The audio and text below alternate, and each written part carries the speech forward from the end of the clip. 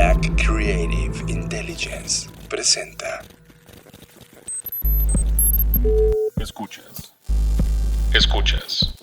Escuchas un podcast de Dixo. Escuchas Creative Talks. El podcast donde hablamos de creatividad, futuro, innovación, medios, disrupción y emprendimiento. Con Fernanda Rocha y John Black. Por Dixo, la productora de podcast más importante de habla hispana. Por Dixo. Y nuestras líneas de tiempo una vez más colapsaron. Yo soy John Black y les doy la bienvenida a las Creative Talks Podcast. Este podcast que habla de creatividad, diseño, innovación, futuro, nuevos negocios. Y le doy la bienvenida a Fernanda Rocha. ¿Qué tal? ¿Cómo están? Estoy muy contenta como cada semana de estar acá con ustedes y pues muy ansiosa de todo lo que les vamos a platicar. Recuerden que este podcast se emite gracias a Dixo.com. Estás conectado a Creative Talks Podcast. Siempre Fernanda Rocha llega y me cuenta cosas que igual en la línea del tiempo cuando me los cuenta no lo logro conectar con lo que está pasando, no logro entender la relevancia, pero un día agarró en la semana y me dijo, a ver, espérate, necesitas escuchar esto, y me mostró un proyecto que se llama Caso 63, que es un podcast, claro que lo es, pero es más bien como una serie sonora, y tenía muchísimos años que no me involucraba de fondo con un audio, es decir, sí escucho muchos podcasts, pero no con una audioserie. Es la primera vez en mucho tiempo que escuché, me puse literal, fueron 2 días, Fer, que estuvimos escuchando este podcast, y realmente me sedujo totalmente este podcast que se llama Caso 63. Es nuestra única recomendación en media en esta semana, y el tema es un futuro distópico en el que es narrado este podcast, un futuro donde tiene que ver todo con Latinoamérica. De hecho, se desarrolla en Chile, pero uno de los personajes tiene que ver con México, evidentemente, y con cosas que están ocurriendo en el futuro. De hecho, la historia per se se desarrolla en el año 2022 y habla justamente de algo que está por suceder en las siguientes décadas, y que en ese año 2022 viene justo a detener lo que va a ocurrir en el 2063. Es una locura, una producción sonora hiper simple, es decir, todo el tiempo es una conversación entre 2 personas, a veces ocurre un tercer o cuarto actor, pero llega de manera muy incidental y muy particular en la historia, pero realmente el 90% de la historia está construida entre 2 actores, una psiquiatra que se llama Elisa Aldunate, que es la que graba supuestamente estas sesiones, y el paciente, y es donde ocurre todo. Yo no voy a contar ni un solo detalle de la historia, pero evidentemente, Fer, al momento que lo estuvimos escuchando, tú ya habías escuchado unos capítulos previamente y dijiste, no, esto lo tengo que escuchar con John, y ya lo escuchamos juntos. ¿Cuál es tu impresión de haberte expuesto a este podcast llamado Caso 63? Bueno, primero que nada celebro muchísimo que haya historias de ciencia ficción en audio en español, ¿no? O sea, celebro muchísimo que este proyecto sea latinoamericano, en un contexto latinoamericano. Y me encanta que sea de esta forma, porque como sabemos, pues el tema de las historias del futuro, ya sean de ciencia ficción o de cualquier tipo, están pues muy colonizadas por Estados Unidos, por ejemplo, ¿no? En esta parte del planeta. Entonces me encanta que sea así, y me encanta que sea tan simple como lo mencionas, John. Y no hablamos de simpleza de la producción, porque la producción está impecable. Y sé que eso seguramente les costó mucho trabajo llegar a ese nivel, pero más allá de eso, me encanta la simplicidad de la historia en términos de que es algo con lo que te puedes enganchar fácilmente, puesto que es una conversación, ¿no? Entonces no tienes tantos actores, cada episodio dura máximo 15, 20 minutos. Es corto, ¿no? No son tantos episodios, son 10 episodios en total. Entonces creo que tiene como los elementos clave para una gran historia, que en mi caso está muy bien producida, está muy bien contada, es el tiempo suficiente y a pesar de que es corta, te deja en la mente detonando muchas ideas y sin spoilear. Por ejemplo, una de estas ideas son ideas que ya tenemos en la mesa, ideas que se han venido hablando desde los 80s, como el efecto Garnier-Mallet, ¿no? Que para quienes no sepan qué es esto, bueno, en 1988 este científico, Jean-Pierre Garnier-Mallet, él dijo que, pues, él ha estado estudiando el tema del desdoblamiento del espacio, ¿no? Para empezar. Y él afirmó que todos tenemos un doble, ¿no? Que es imperceptible, que ese ser es el real yo, etc. Hay toda una serie de, digamos, como de descripciones que él hace ante, pues, como el tiempo y nuestra similitud con el tiempo. Es decir, si el tiempo tiene una capacidad de doblarse, nosotros también nos desdoblamos, ¿no? Entonces es muy interesante que está muy bien sustentada. Es decir, pues llega un momento en que tú mismo dices, claro, esto perfectamente podría ocurrir, ¿no? Como ocurre con una buena historia de ciencia ficción. Y pues no quiero decir más porque no quiero spoilear, pero definitivamente es algo que necesitamos escuchar, y que, como muchos lo decían en los comentarios de redes sociales cuando publicaste pues esta sugerencia, John, que te decían, debería haber más historias como esta. Estoy totalmente de acuerdo. De hecho, para mí es muy inspirador porque desde hace tiempo vengo en mi cabeza trabajando, y ustedes lo saben, en este podcast hemos hecho esfuerzos, algunas microhistorias, algunas que nos han llevado a concursos internacionales sobre qué pasaría en el futuro, y esto lo único que me hace es reavivar esa cosquilla que tengo de crear una historia, una serie audible, y me inspira y me reta, por supuesto, en el buen sentido, a crear esta historia. Totalmente. Creo que sobre todo se basa en temas de la cultura pop. O sea, hace muchas referencias a cine, por ejemplo. Hay muchos easter eggs y referencias a la cultura tecnológica popular y a momentos que ya atravesamos como sociedad, y cosas que, gracias a la ciencia y gracias a toda esta serie de físicos, analistas, científicos que están hablando sobre lo que puede ocurrir después de los escenarios de esta pandemia que estamos viviendo en el presente, en esta línea de tiempo, pues de repente empiezan a conectarse todos estos qué pasaría si, y la historia empieza a tener un color de predicción muy interesante. Es un tema que te llega a inquietar, es un podcast que te amarra de inicio a fin, es un podcast que te da miedo en muchos de los aspectos de la humanidad y muchos de los aspectos de la individualidad del humano, porque evidentemente la historia está marcada por una relación personal que se enterarán a lo largo de la historia,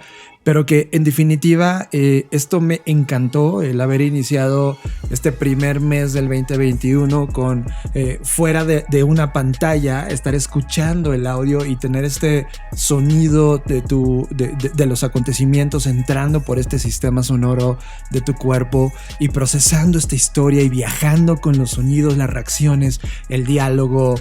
Qué fascinante manera de atraparnos, ¿sabes? Esto me recuerda mucho y en términos de los ciclos que se están repitiendo a las radionovelas. Claro.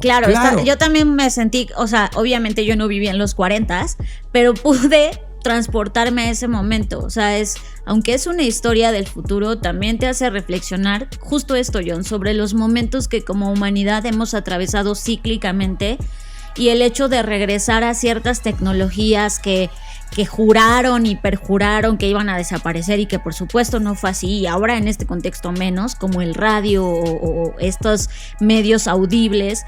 Igual me identifico totalmente con eso.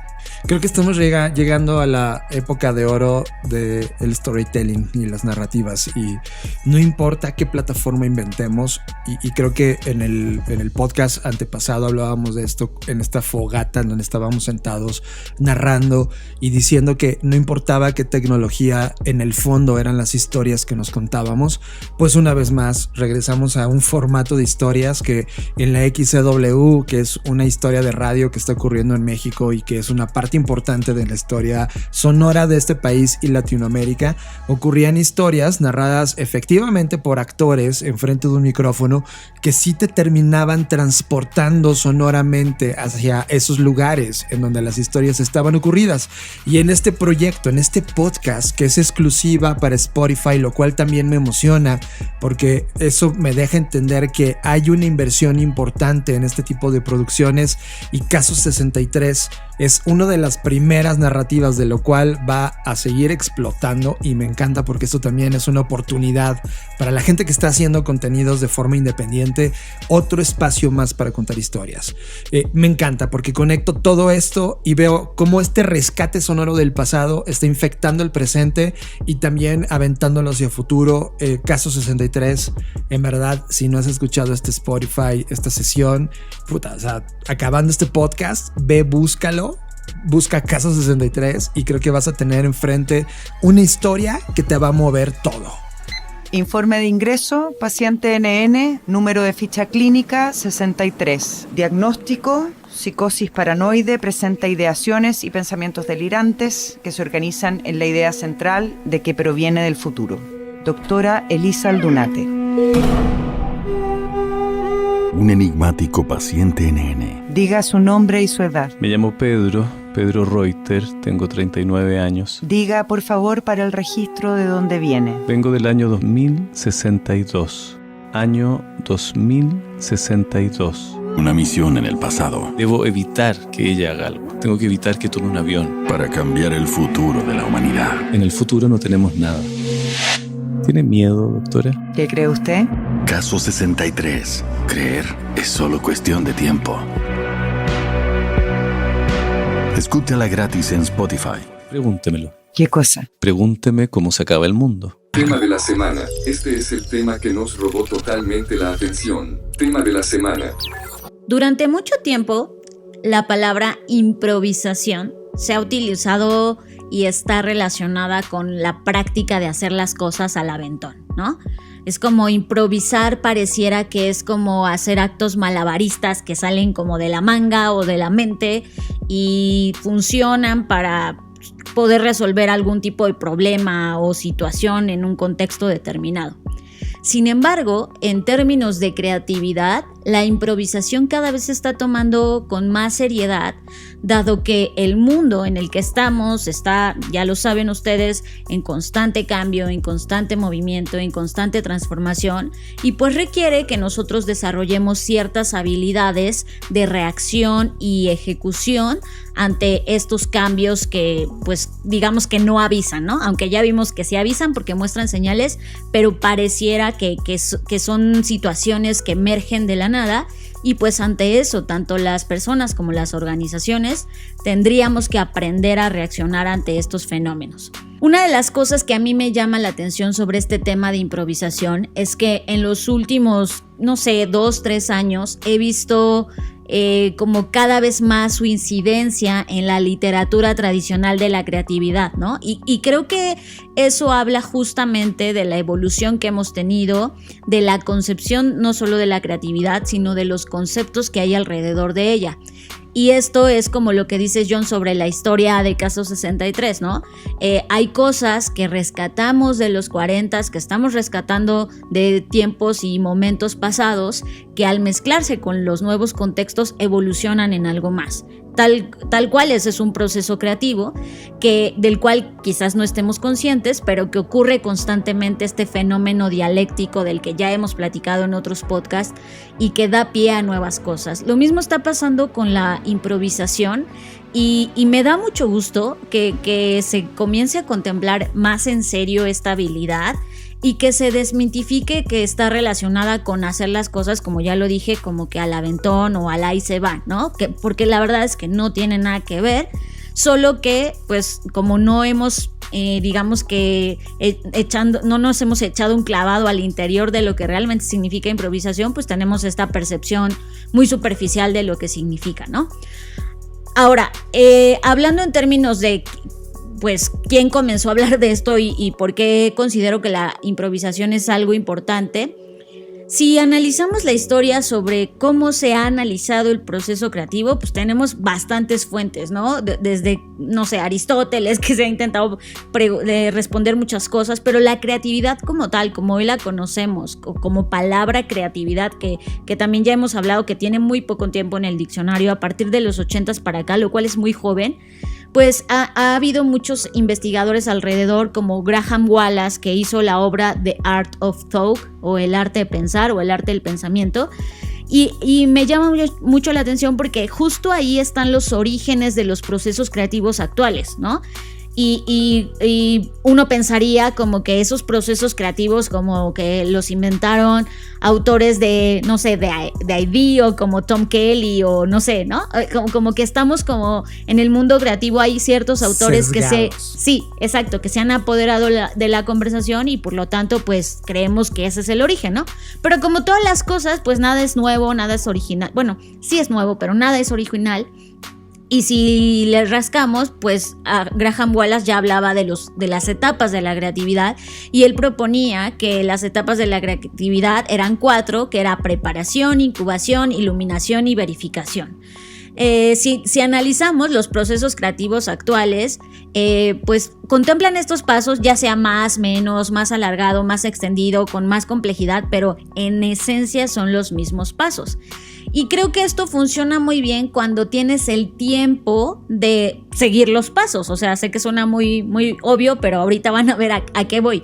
Es decir, cuando tienes tiempo de llevar a cabo estos pasos, pues tiene mucho sentido que te prepares, que incubes la idea, que llegue la iluminación, luego la verificación y dentro de esto la implementación y la revisión, etcétera, ¿no? De la idea, cual sea que esta sea. Pero de repente, cuando hay problemas que surgen de la nada, por ejemplo, cuando yo voy conduciendo y de repente se me atraviesa un coche, pues la verdad no tengo tiempo de estar pensando en mi proceso creativo de, a ver, me estoy preparando, estoy incubando la idea, luego me ilumino y luego verifico. O sea, si llevara eso a cabo, ya me choco, me muero y me estampo, ¿no? O sea, ya no me daría tiempo de hacer eso. Lo que pasa en esos microsegundos es que tu cerebro logra conectar ciertos cables, literal, que hacen que tú reacciones con base en lo que sabes y no sabes. Entonces, si tú tienes, en mi caso, voy a hablar en mi caso particular, yo manejo desde que tengo 15 años de edad, ¿no? Entonces, la verdad es que siempre he disfrutado conducir y por esa razón he conducido mucho en mi vida, ¿no? Mucho versus otras personas que quizás no les estresa manejar y no sé, ¿no? Entonces, con todo esto, pues por supuesto que me he expuesto a situaciones de riesgo conduciendo, ¿no? Ya sea por irresponsable o por gusto o por lo que sea, pero eso me ha dado como cierto expertise y saber cómo reaccionar, y además soy la típica nerd que leyó el manual del buen conductor. Entonces hay muchos inputs que tengo que cuando he estado en riesgo o en peligro me han permitido reaccionar de forma que estoy aquí contándolo, ¿no? Nunca he sufrido afortunadamente un accidente que haya sido grave. Por supuesto que he tenido algunos percances, pero nada que haya sido grave.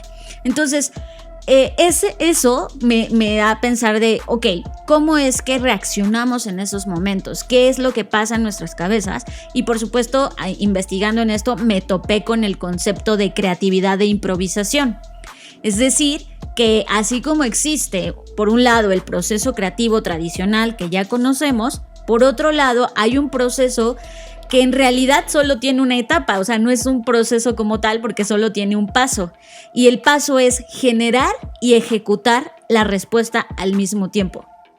Y este proceso de generar y ejecutar la respuesta simultáneamente es algo que necesitamos de, no sé cómo profundizar, desagregar para poder entenderlo y poder llevarlo a la práctica cotidiana, porque muchos de los problemas que hoy estamos enfrentando tienen que ver con la improvisación, tienen que ver con conectar cosas de manera inmediata, como lo mencioné, de manera simultánea, y porque no tenemos tiempo de llevar a cabo todo el proceso creativo completo tradicional.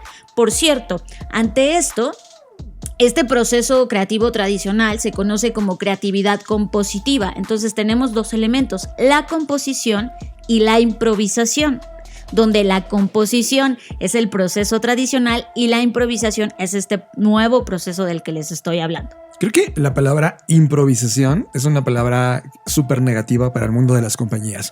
Inclusive hay frases como que dicen, ay, eres un improvisado, ¿no? Y es como...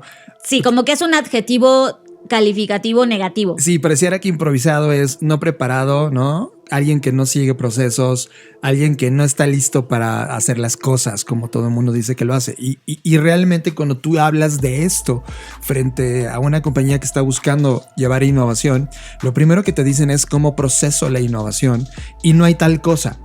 Hay un libro que ya hemos hablado en este show de él, que es un libro que se llama Desorden y que inclusive ayer en la tarde platicábamos Fer, tú y yo sobre este sentimiento de la improvisación y el desorden justamente. Y Daniel Solana en este libro que se llama Desorden, en una página puntual, habla de algo que ya venían analizándose en algún momento que se llama el kairos. El kairos es un proceso que los griegos tenían muy claro, el kairos, y es un lapso breve de tiempo en el que algo cambia. Es un punto de inflexión. En tu ejemplo del coche, ¿no? Cuando tú vas circulando en cualquiera de los carriles y de repente ocurre un acontecimiento en el que todo cambia, en ese momento hay un kairos, es decir, algo, un punto de inflexión que hace que las cosas se desempeñen de otra manera.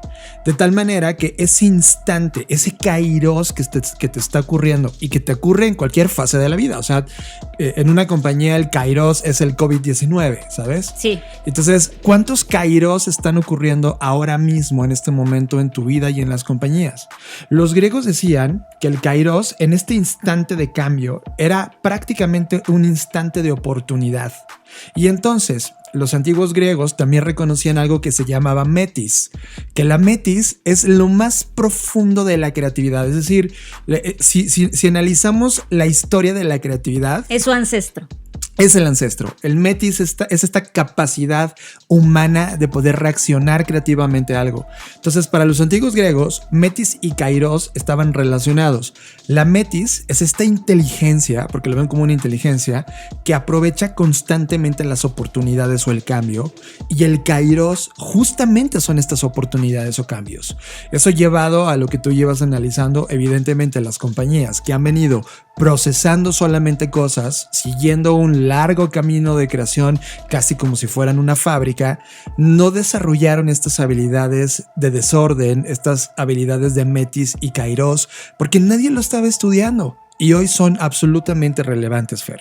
Sí, y voy a retomar algo que estás mencionando sobre como la mala percepción que tienen las empresas de la improvisación, ¿no? Y es muy, digamos, paradójico, porque por un lado le piden a sus empleados, colaboradores o como sea que les digan, que resuelvan las cosas de manera inmediata, casi que para ayer, pero al mismo tiempo se niegan a aceptar que la improvisación puede ser un proceso o incluso puede ser un proceso serio como parte del día a día de la empresa, ¿no? Entonces, por un lado, en el fondo sí quieren que la gente improvise, pero no le quieren llamar improvisación por toda la connotación negativa que tiene la misma palabra, ¿no? Totalmente. Entonces es paradójico y por lo tanto, para mí por eso es importante que autores como por ejemplo Natalie Nixon, que ya hemos hablado de ella también acá, comiencen a poner en la mesa la discusión seria de la improvisación. De hecho, en el modelo que ella propone, que como ya hemos contado acá, se llama el modelo de las 3 Is, porque pone en la mesa pues la convergencia de la intuición, de toda la investigación y de la improvisación para poder crear nuevas y mejores respuestas ante determinados problemas, ¿no? Entonces, cuando ella hace esta investigación y que de hecho está propuesta en el último libro que sacó, ella dice, es que esto ya ha pasado, o sea, ya ha pasado, por ejemplo, en el mundo de la música, en el mundo del jazz, claro. Esto se puede explicar muy bien. Y creo que cuando pones estas metáforas o analogías en cosas de la vida común, vamos a llamarle, lo podemos entender mejor. Primero que nada, quiero que sepan que este concepto de la creatividad compositiva y de la creatividad de improvisación, justamente estuve investigando y hay un jazzista que hablaba de esto, o sea, hablaba de estos conceptos de composición e improvisación vienen de la música. Y pues no podría ser de otra forma, porque sabemos que gran parte de las cosas que hemos llevado al mundo empresarial pues provienen de otras fuentes, en este caso de una fuente artística que es particularmente la música, ¿no? Y este jazzista ya había dicho pues hace años, es un saxofonista, se llama Steve Lacy, y él ya había explicado la diferencia entre improvisación y composición. Él decía, la diferencia entre composición e improvisación es que en la composición tienes todo el tiempo que quieres para decidir qué decir en 15 segundos, mientras que en la improvisación solo tienes 15 segundos. Y esto creo que es clarísimo. Eso, si lo traslado o lo traduzco al mundo empresarial o al mundo de los negocios, sería exactamente lo mismo. Es que cuando hablas de composición tienes digamos, a lo mejor no todo el tiempo del mundo, pero sí tienes cierto tiempo para decidir qué vas a hacer en los siguientes años. Por ejemplo, la planificación es parte de este proceso, en donde, nos sentamos en octubre o noviembre a planificar el 2021 o 2022, y ahí hay cierto tiempo. Pero en el 2022, cuando estás ejecutando tu plan, que está ahí todo hermoso en un project manager o lo que sea, de repente te topas con que hay cosas que no están en el plan, y por supuesto que tienes que improvisar, y no tienes todo el tiempo del mundo para sentarte y decir, ok, paren al mundo en lo que yo hago mi proceso y entonces encuentro una respuesta viable. Esto me recuerda como Airbnb, Brian Chesky, que es su CEO, decía, oigan, hemos hecho en 10 meses todas las decisiones que nos hubiéramos tardado 10 años en hacer. Y eso me lleva a Peter Drucker. Peter Drucker menciona que los resultados en una compañía, por ejemplo, se obtienen no dedicando tiempo y recursos a la resolución de problemas. Justamente ese tema de la planeación, Fer. Es como tienen toda la línea del tiempo y recursos para resolver esta planeación. Él dice, oye, los resultados se obtienen no dedicando ese tiempo de recursos a la resolución de problemas, sino aprovechando las oportunidades, que es justamente comportándose como jazzista. Y eso llevado a la analogía del auto, o sea, es que todo cuaja perfecto, ¿no? Porque imagínate que tu auto es tu empresa, ¿no? Y ahí vas conduciendo el auto, conduciendo la empresa, y tú planificaste que vas a ir del punto A al punto B y traes tu mapa de ruta, ahí traes tu lunch por si te da hambre, o sea, es decir, vas preparado para el viaje.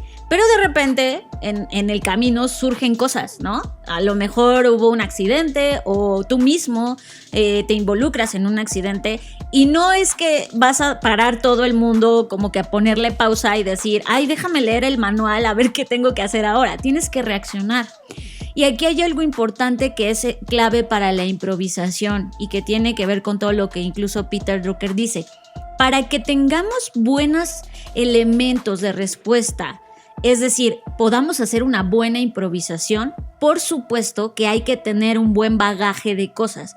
Entre más insights, entre más elementos hayas logrado conectar en el pasado o en el presente, eso te va a servir, vas a ser mucho más funcional improvisando. Y aquí el ejemplo claro, y que a mí me quedó como marcado o tatuado para siempre, fue lo que pasó con un piloto que se hizo tan famoso que hasta le hicieron una película, ¿no? Y en algún momento, este piloto es conocido como Shelley. Su nombre completo es medio difícil de pronunciar, así que espero no hacerlo mal. Pero bueno, no es Shelley, es Sally, perdón, ya hasta me confundí. Bueno, él es un piloto que, como decía, y ya lo hemos platicado acá, le hicieron una película porque fue un piloto que logró aterrizar en el Hudson, salvando a 155 personas. Y lo interesante de esta decisión que él tomó es que contradijo a lo que la torre de control estaba diciendo que hiciera. Entonces él estaba en un momento crucial en donde la torre de control, que en este caso podría funcionar como su jefe en una jerarquía organizacional, le estaba diciendo no acuatices en el río Hudson, lo mejor es que te regreses al punto de donde saliste y aquí te vamos a abrir el espacio aéreo para que lo hagas. Pero él sabía algo adentro en su intuición y en la colección de data que él tenía, le decía que si él se regresaba se iban a morir todos porque no iban a alcanzar a llegar, ¿no? Entonces tuvo que tomar la decisión, y por supuesto que en esta decisión no fue como de, a ver, déjenme hago mi proceso creativo, pasajeros, porque el tiempo obviamente jugaba en su contra. y él lo que hizo fue literal mandó a la goma a la torre de control y acuatizó contra todo pronóstico en el Hudson.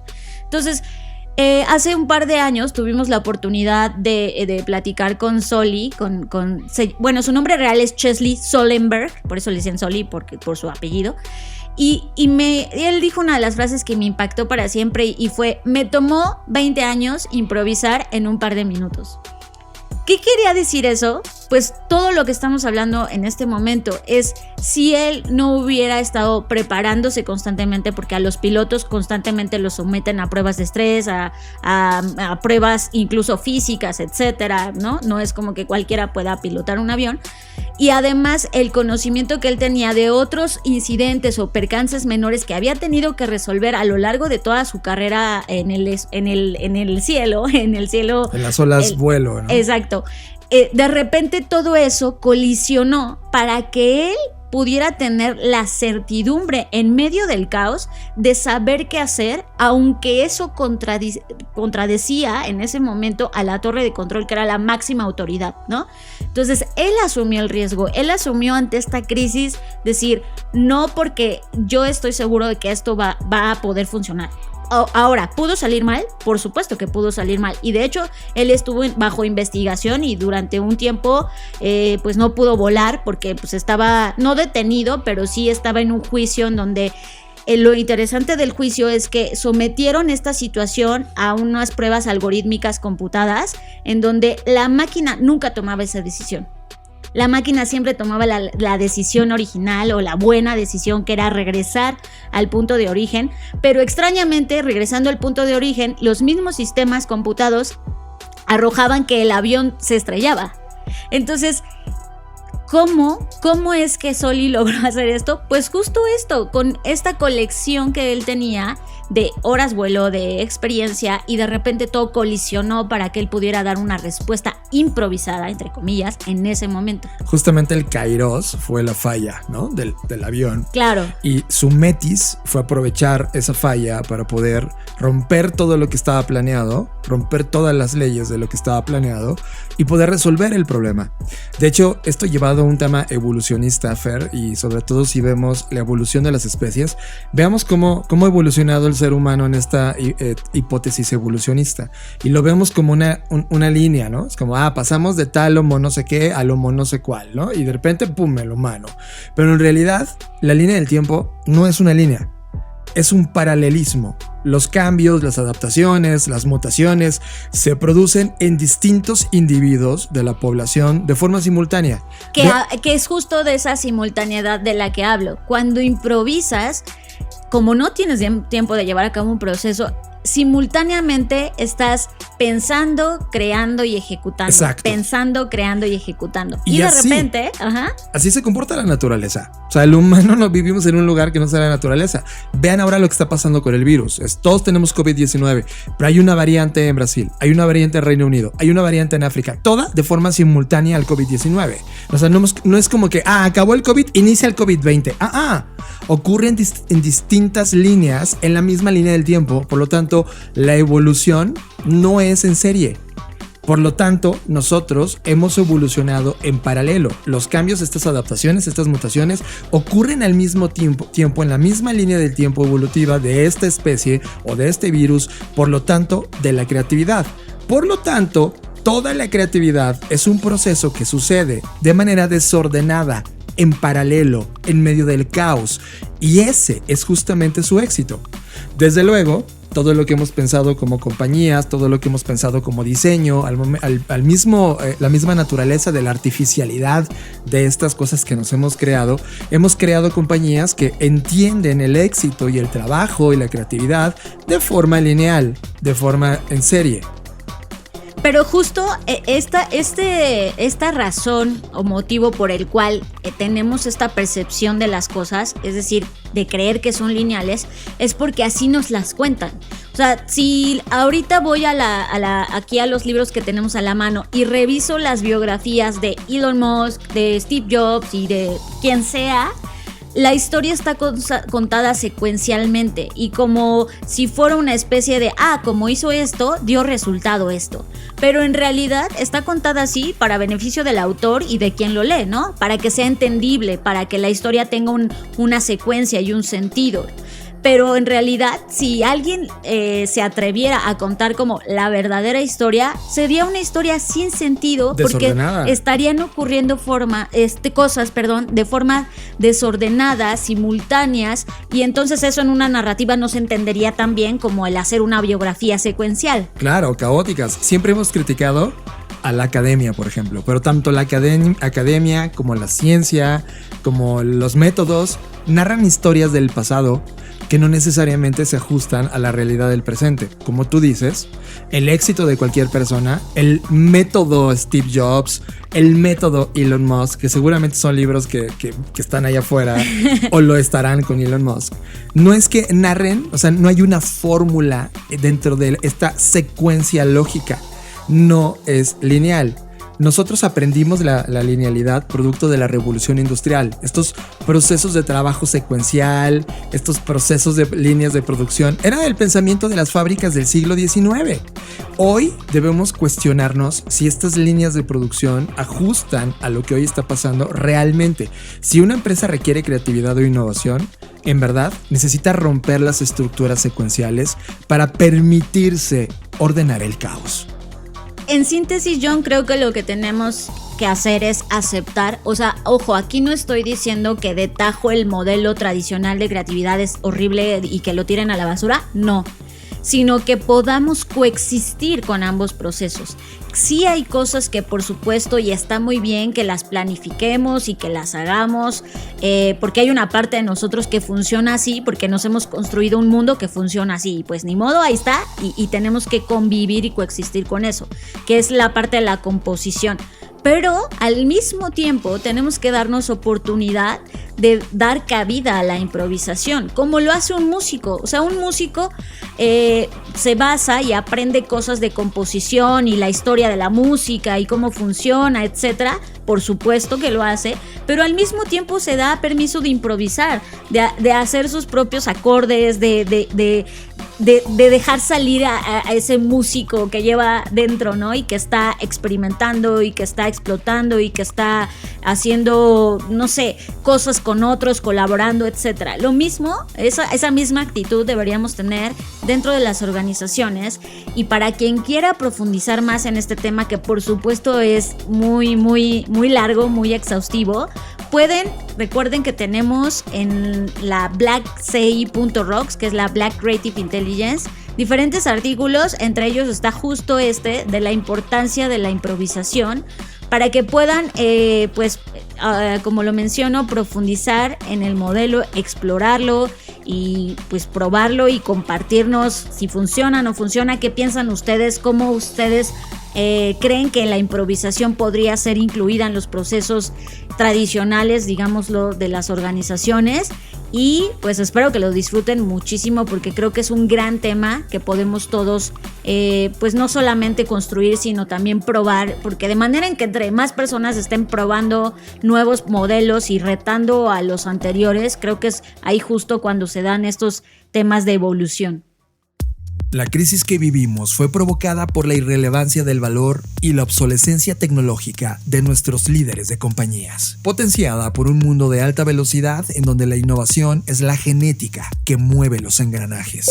Te presentamos Creativity and Innovation Leadership, una experiencia educativa intensiva de 16 horas que te llevará a través de un proceso de inmersión a analizar, comprender y aplicar las bases de la creatividad y la innovación. Darás vida a tu proyecto de innovación utilizando diferentes métodos y técnicas desarrolladas en Black School. Creativity and Innovation Leadership, impartido por Fernanda Rocha y John Black. Aplicaciones abiertas ahora mismo en la dirección blackschool.rocks. Creativity and Innovation Leadership, una experiencia educativa de Black School. ¿Qué pasaría si?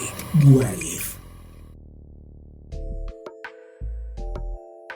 Fernanda Rocha, Híjole, esto me va a hacer sentir muy viejo, pero uno de los autores, de los primeros autores que abracé con todo el corazón fue Manuel Castells.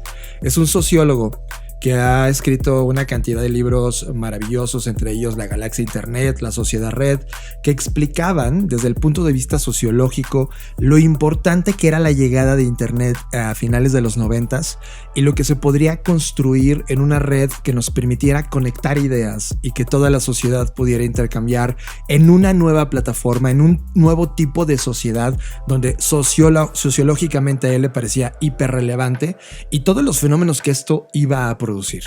Evidentemente, este tipo de pensamiento de Manuel Castells a inicios de los 2000 pues todo el mundo lo ignoró, se burló de este pensamiento de Manuel y finalmente es hasta 2021, Fer, donde vemos uno de los fenómenos que ha venido a cambiar la historia de Internet y para bien y para mal, y tiene que ver con algo que se puso de trending topic, que es el tema de GameStop.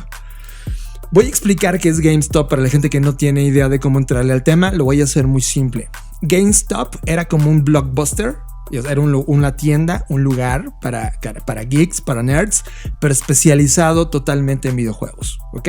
Tú ibas a este store, a este retail, y ahí estaba dentro todos los videojuegos disponibles, y había una cultura interesante underground que visitaba los GameStop para platicar y ver los juegos, ya sabes, todo este tipo de cultura geek.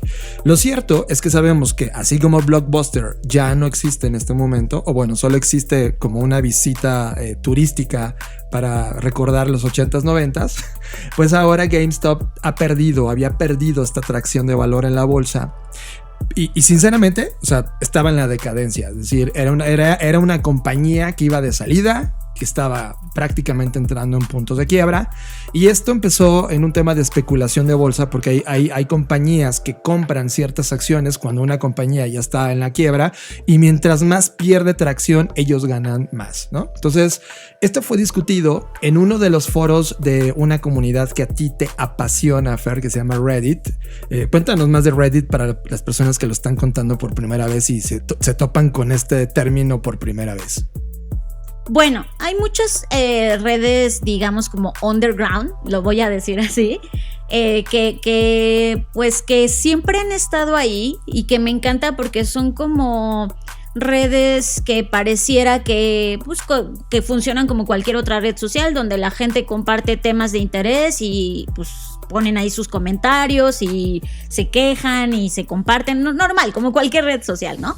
Pero de repente estas redes como Reddit, e incluso hay otras como 4change y muchas que han estado ahí pues desde tiempos memoriales del internet. Llevan décadas.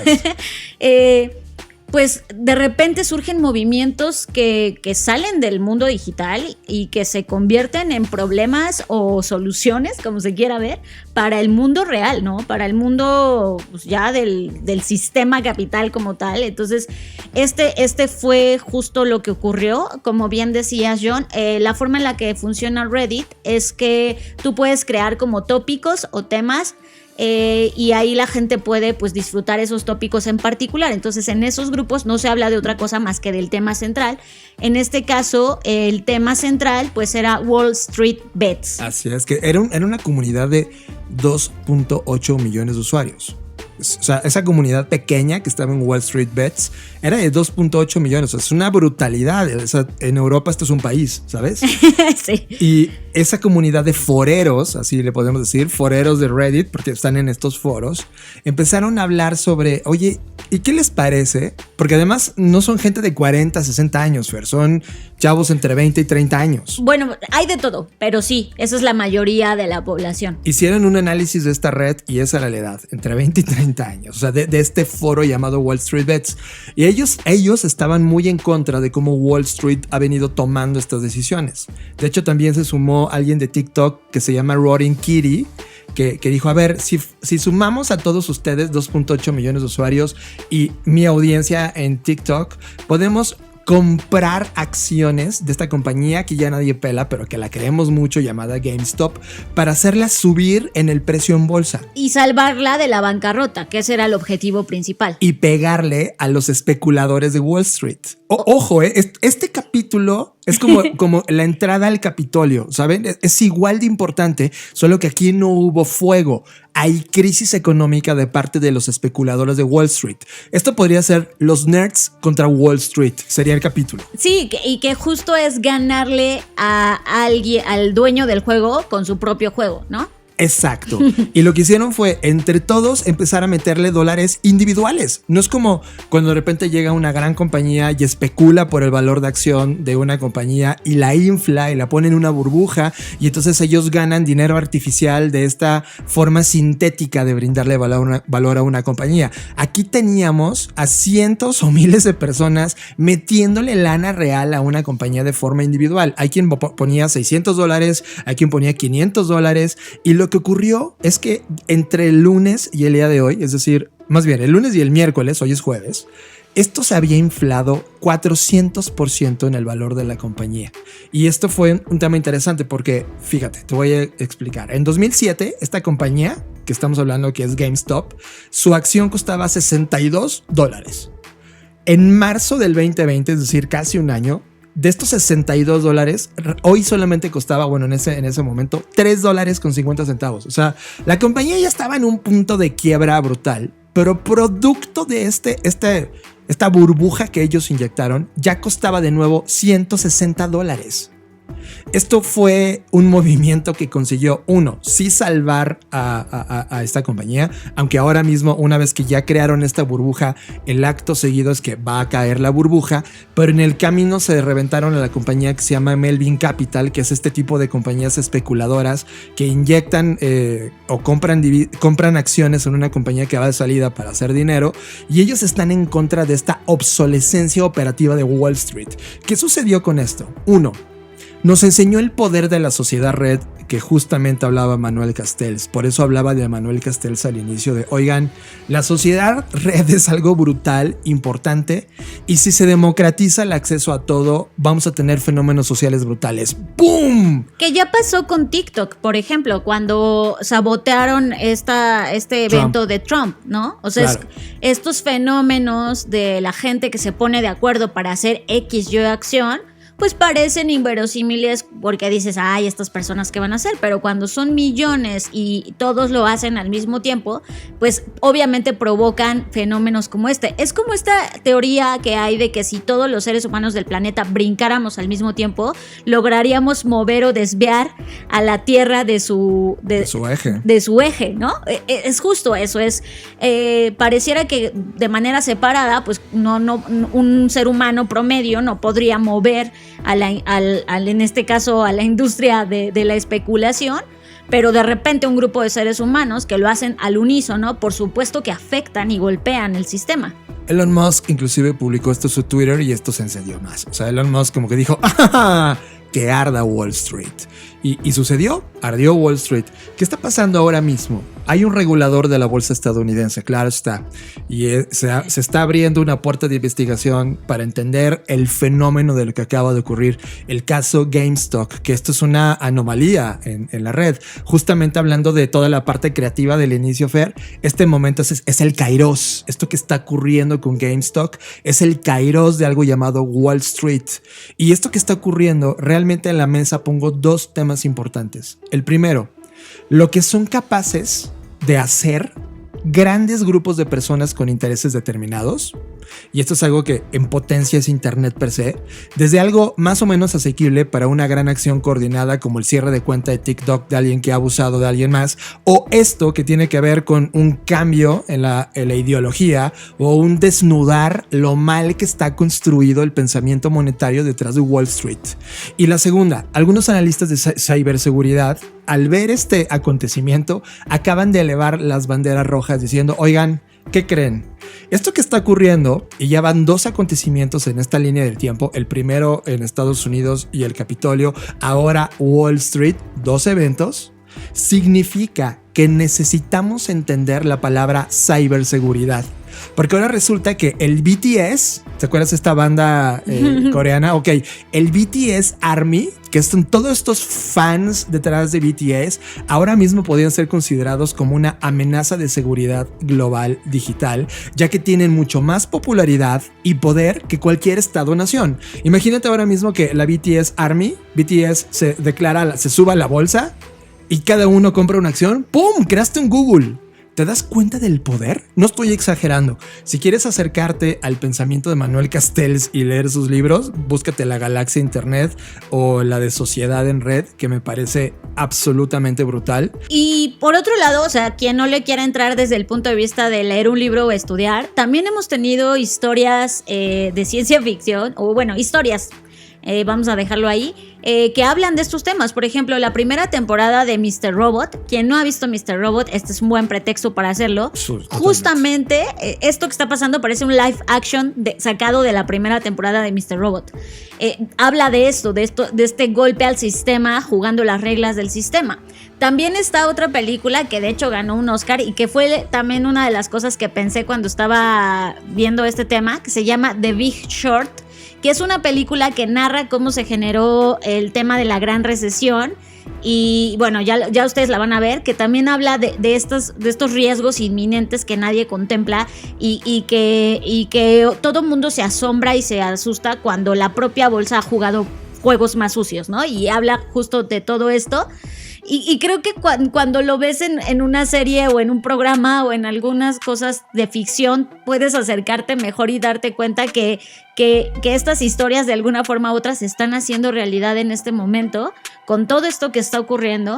Y lo que comentas, John, sobre el peligro inminente, o sea, lo es en el sentido de pues sí, obviamente yo creo que después de esto la bolsa va a trabajar, ¿no? Para poder contrarrestar posibles futuros ataques, porque estaban pensando rescatar otras compañías como BlackBerry o Blockbuster, ¿no? O sea, claro. esto ya se estaba corriendo la voz para ¿y si juguemos o volver a sí. Es que ahora mismo es interesante porque siguen siendo hipótesis, para que ahora en Sociedad Red puedes validarlas y darles potencia con $1 cada uno de los que están metidos en esa red. O sea, simplemente si hubieran puesto $1 los 2 millones de personas, hubiera provocado un efecto económico importante para cualquier compañía o cualquier bolsa del mundo. Nosotros en la Black Creative Intelligence, ojo, no analizamos noticias, o sea, no nos importa publicar noticias. Analizamos fenómenos sociales y por esto vamos a escribir un artículo de fondo de qué significa esto que estamos contando ahora de forma sonora. Algo que decía Manuel Castells y nos lo advertía en este concepto de Sociedad Red Global.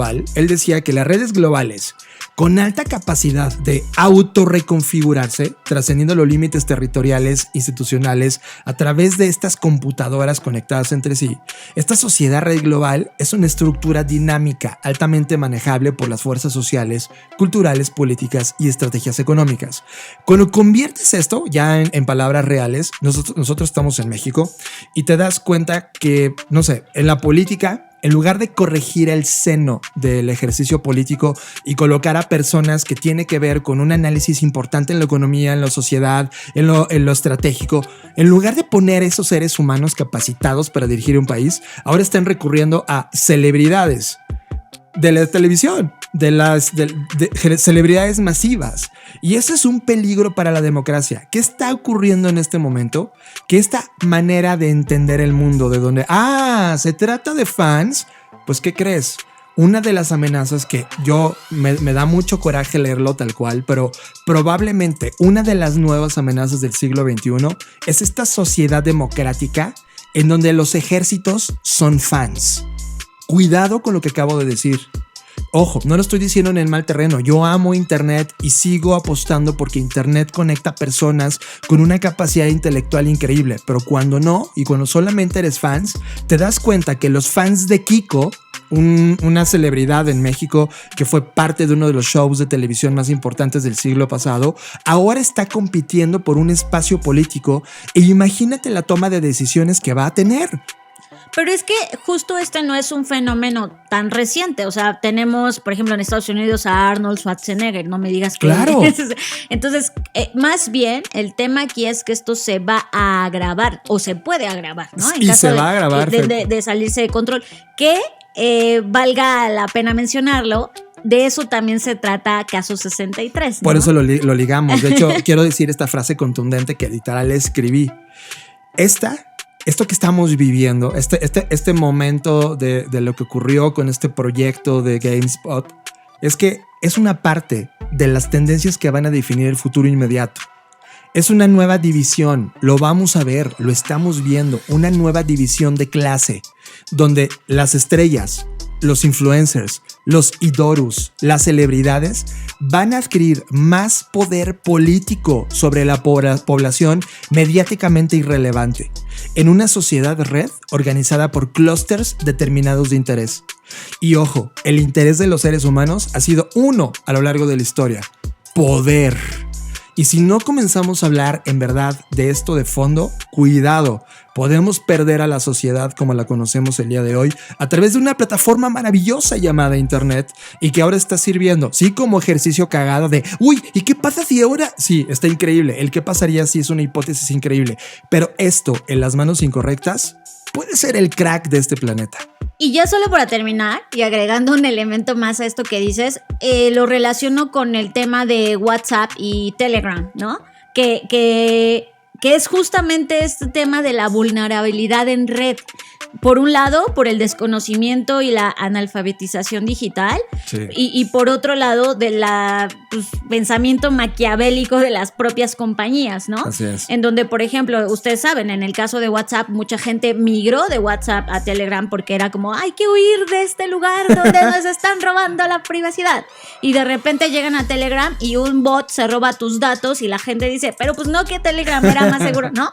Y es justo esto, si no de verdad nos forzamos a nosotros mismos a entender este tipo de fenómenos, a aprender cómo realmente se usan las plataformas o cómo le podemos sacar mayor provecho y mayor beneficio de conexión en red y de todo esto que estamos hablando, de lo que realmente, para lo que realmente tendríamos que estar usando el internet o para lo que fue pensado, pues esto se va a poner cada vez peor. Y ahora recientemente, de hecho ayer en la noche, estaba leyendo como la incursión de Starlink en México, ¿no? Claro. Y Starlink es, para quienes no lo saben, un proyecto de Elon Musk que es darle internet, cobertura a todas las partes del mundo, ¿no? A las más recónditas incluso, de manera gratuita. Pero los que vamos a estar conectados con Starlink, que es una posibilidad, van a cambiar la dinámica completa del acceso a los datos, como Fer está anunciando. Por un lado, tienes a Alphabet y Google, que en esta misma semana acaba de cancelar ya el proyecto llamado Loon. Para quien no tenía idea de este proyecto, es un proyecto que llevaba 8 años. Google puso al aire estas como grandes burbujas de aire, de helio, que dependiendo de donde estaban parados en el planeta, dotaban de internet. Esto lo hicieron de manera experimental, porque una de las ideas de Google era ofrecer internet gratuito para todo el planeta, y los Loon, o estos globos, iban a ser una de estas probabilidades de acceso. Lo tuvieron que bajar porque el proyecto Starlink, que son estos satélites que van a estar dándole vuelta al planeta, son muchísimo más eficaces para este proyecto. Y el mismo Jeff Bezos ha dicho, oye, ya bájale, ¿no? Inclusive está él promoviendo una discusión global del tema, porque ahora resulta que si lo logra, es decir, Elon Musk lo va a lograr si no le ponen una regulación, si lo logra, y esto va a ser un lapso de los siguientes 3 años, rodear el planeta con sus satélites, significa que va a acaparar la posibilidad de darle acceso de internet al planeta, cosa que Jeff Bezos también quiere y que también China también quiere para su región. Y una queja adicional: la gente que se dedica a la vigilancia astronómica, todos los astrónomos que están desde el planeta Tierra mirando al espacio, pues ¿qué crees? Ahora tienen contaminación visual. ¿Qué significa? Que todos estos telescopios de capacidades increíbles ahora están manchándose las fotos de observación que están haciendo, los videos, porque al momento en que están observando cierto espacio del espacio visible con su lente, pues se atraviesan los malditos Starlinks de Elon Musk, haciendo que ya no haya fotografías del universo, y esto también va a ser un retroceso para todos los lugares donde estamos observando el espacio. Son muchas implicaciones, Fer, y cada una de ellas son un tema específico y profundo a analizar, y todas tienen que ver con algo: cultura digital. Sí, definitivamente hay más conversaciones sobre esto, ¿no? Necesitamos más conversaciones al respecto. Y esto que está pasando con Reddit, por supuesto que puede pasar, o sea, no es exclusivo de gente en Estados Unidos, ¿eh? O sea, la comunidad de Reddit está activa en todo el mundo, o sea, de repente si se proponen golpear cualquier institución o cualquier cosa, o sea, lo pueden hacer ahora mismo. Entonces, eso es realmente las implicaciones, porque funcionan como células que se reúnen para una tarea en común y luego se dispersan, ¿no? Porque muchos de la comunidad que está en Reddit, por ejemplo, pues se conectan a través de Tor y estos navegadores que son irrastreables, ¿no? Entonces hay muchas capas abajo de todo este gran iceberg que estamos viendo apenas emerger, ¿no? Y tener estas consecuencias. Y yo, la verdad es que en este momento tengo pues como un pensamiento dividido o una opinión dividida. Por un lado es como, me alegra, claro que cualquier golpe contra el sistema es como, sí, ¿no? Pero al mismo tiempo, pues estoy dentro del sistema, o sea, también entiendo que si esto se sale de control y las implicaciones que esto tenga a nivel de la privacidad, a nivel de la afectación de no solo de la economía per se, sino de personas que están dentro de estos lugares, por ejemplo, este tema de la bolsa, pues va a replantear que si quienes van a monitorear estas especulaciones, claro. Y seguramente lo primero que van a pensar es dejémoslo esto en manos de algoritmos, ¿no? Claro. Entonces hay muchas conversaciones, y por eso tengo esta ambivalencia de decir yay, pero al mismo tiempo ¿no? Yo sí estoy con wow, porque como tú lo dijiste al inicio, esto tiene que ver con esta capacidad de reaccionar. Y creo que sí, estamos viviendo, vamos a ver en esta década, ahora sí de manera masiva, puros y absolutos kairos. Y va a ser fascinante la capacidad creativa o métrica que vamos a tener los humanos y las compañías para entenderlo. Por lo pronto veo que Wall Street va a gritar al cielo, Fer, y va diciendo, no, esto es terrorismo y hay que cerrar Reddit, ¿no? Y eso va a ser un debate interesante. Van a intentar cancelar la sociedad red, van a intentar llevar esto de, no, necesitamos nosotros, como en China, regular todo lo que está pasando en internet, porque mañana a estos niños se les va a ocurrir inflar una moneda que destroza el dólar y se acabó Estados Unidos. Estás escuchando Creative Talks Podcast. Mucho que decir y se nos acaba de terminar el tiempo, Fernanda Rocha, en esta línea. Hay temas, siempre se nos quedan temas. Hay que hacer como un podcast premium, ¿no? En donde sí pueden tener la opción de escucharlo 1 hora. Es más, dejo la idea en la mesa. Si quieren un podcast de más de 1 hora y que todos los temas que no logramos terminar, pues terminemos hablándolos. Y armamos un Patreon y ahí ya nos cooperan. Sí, nos ponen un Patreon del podcast y hacemos el podcast más grande para poder hacerlo. Porque, ojo, estamos siguiendo reglas en términos de consumo. Más de 1 hora en un podcast. Hemos visto que al inicio lo hacíamos de 1 hora 20, 2 horas 10. No, de 2 horas. Tenemos podcast de 2 horas y media. Entonces, al inicio la gente decía, ¿what? Es demasiado tiempo de mi vida invertido en esto. Y por eso lo comenzamos a hacer de 1 hora. Además, también por estar en Dixo.com, por supuesto que la recomendación era lo más corto y sintético posible, pero estos temas creativos son de largo aliento. Así que queremos escucharlos. Muchas gracias por llegar a este fin de podcast. Esta semana es una semana fascinante para nosotros y va a comenzar a ser así cada mes. La última semana de cada mes vamos a tener actividades públicas, es decir, vamos a dar talleres. Ya ocurrió algo con las Black Innovation Cards, que es un curso que va a ocurrir cada mes. Vamos a hacer unas Creative Sessions que solamente tienes acceso si cursaste algo inclusive gratuito dentro de Black School. La propia comunidad de la BCI, la Black Creative Intelligence, tiene sus propias actividades. Participamos en conferencias, hacemos sesiones en vivo, etcétera. En realidad, cada semana de cada mes va a haber mucho de eso. Cada última semana de cada mes va a pasar esto. Y ahorita justo estamos metidos en todo eso. Gracias por ser parte de la Black Creative Intelligence. La gente que está pagando su suscripción no tiene ni idea las cosas que siguen, las cosas grandes que estamos armando para ustedes, y que la información que estamos hoy colocando en esta plataforma no solo sirve para leerlo una vez, sirve para todo lo que sigue en la década. Se va a madurar cada uno de estos temas, se van a conectar de una manera impresionante. Así que gracias por apostar, por informarse y dedicarle tiempo a esta captura de tendencias. Yo soy John Black. y pueden buscarme en @JonathanAlvarez, tanto en Twitter como en Instagram. Y ahora mismo, después de que Fer me había dicho, ya John, por favor, participa, sí está bastante cool, pues la verdad es que ahora ya he bajado Clubhouse. También Alan05, que le mandamos un abrazo, me dijo, ya, éntrale, ándale, y me mandó una invitación. Le agradezco la invitación, ya estoy dentro. Voy a intentar entender esta plataforma para ver si me quedo o no me quedo, pero en Clubhouse ya les contaré qué me va a pasar. Eso pasa todo el tiempo, ¿eh? Lo van a notar como podescuchas. Fake news. Yo siempre traigo súper recomendaciones y Sí, John sí. las toma en cuenta, pero como 10 años después, cuando yo ya no estoy ahí y yo ya estoy en otra cosa.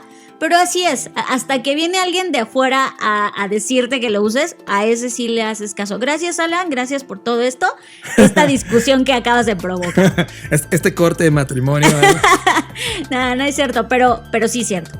Bueno, a mí me pueden encontrar, ya saben, yo soy Fernanda Rocha, a mí me pueden encontrar en redes sociales como @FernandaRoch, en Twitter y en Instagram. Y por otro lado, pues también quiero agradecer a todos los que están apoyando nuestros proyectos, quienes ya se suscribieron a la Black Creative Intelligence, quienes están viendo nuestros videos en YouTube, que por cierto acabamos de publicar un nuevo modelo y que lo sometí a votación, así que no me pueden reclamar que fue ese modelo. Y es el modelo de lo inimaginable, que justo funciona para desarrollar y romper nuestro pensamiento tradicional y movernos más hacia el pensamiento tanto sistémico como el pensamiento crítico, y creo que vale mucho la pena. Dura solamente 10 minutos y pues bueno, ahí tenemos todos los contenidos en redes sociales. Síganos como a @BlackbotRocks o @SoyBlackSchool y como siempre nos vemos en el futuro. Voy a hacer un reminder importante. El 15 de febrero iniciamos en la Black School. Son 16 horas mega intensas que tiene que ver con creatividad, innovación y liderazgo, el Creativity and Innovation Leadership. Esto va a ocurrir en Black School y en verdad no se lo pueden perder. Y solo como un dato que me reventó la cabeza, producto de esta revolución educativa que estamos viviendo, Fer, ya tenemos al primer niño, atención, niño, 6 años tiene este niño. El primer niño certificado por IBM en inteligencia artificial. Es decir, él dijo, ¿para qué fregados me espero ir al kinder o a la primaria? Si a mí me gusta la inteligencia artificial, se puso a estudiar Python y inteligencia artificial y entró a este tema de IBM Developer Skills Network, donde hay estas clases, tomó las clases, tomó la certificación, hizo su examen y ¿qué creen? Se convirtió en el ser humano, 6 años de edad. Se llama Kautilaya Katarija. Es este niño de 6 años que ahora sabe más de inteligencia artificial que tú y yo juntos. En donde tú trabajas para este niño. Ja ja ja ja. Bromi del futuro. Dixo presentó Creative Talks, el podcast en donde hablamos de creatividad, innovación, medios, disrupción y emprendimiento. Con Fernanda Rocha y John Black. Por Dixo, la productora de podcast más importante de habla hispana. Nos escuchamos en el futuro.